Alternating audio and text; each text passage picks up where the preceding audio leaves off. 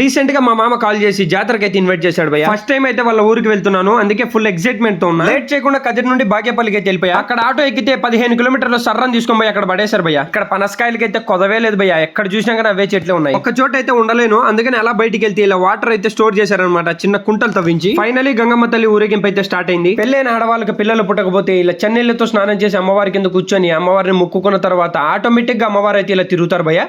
దాంతో అమ్మవారి అనుగ్రహం కలిగి వాళ్ళకి పిల్లలు పుడతారని ఈ ఊరి ప్రజలైతే నమ్ముతారు. వీళ్ళు మా నాన్నమ్మ సైడ్ రిలేటివ్స్ అనమాట. ఈయన మా బాబాయ్, అలాగే మా మామ. చూసారా మీసాలు కట్టి పట్టుకొని ఎలా ఉన్నాడో. వీటిలో ఒకటైతే మిస్సింగ్, దీన్ని ఈ రోజు బలి చేస్తారు. అయిపోయింది, నాకు కథం, నాకు ఇష్టం లేదు. ఎందుకంటే మొత్తం అర్థమైపోయింది, ఈ ప్రపంచంలో ఏమి లేదు. నన్ను కాపాడేవారే లేరా అన్నట్టు చూసింది భయ్య నా వైపు. మనం ఏం చేస్తాం భయ్య, దాన్ని బలిచ్చేశారు. ఇంకా కూర కూడా వండేశారు అనమాట. మటన్ కర్రీ, చికెన్ బిర్యానీ అయితే పెట్టారు. తిన్న తర్వాత తెలిసింది భయ్య బలిచ్చిండేదాన్ని తిన్నా అని. ఇంకా మామకు బాయ్ చెప్పి మన ఊరికి అయితే వచ్చేసా.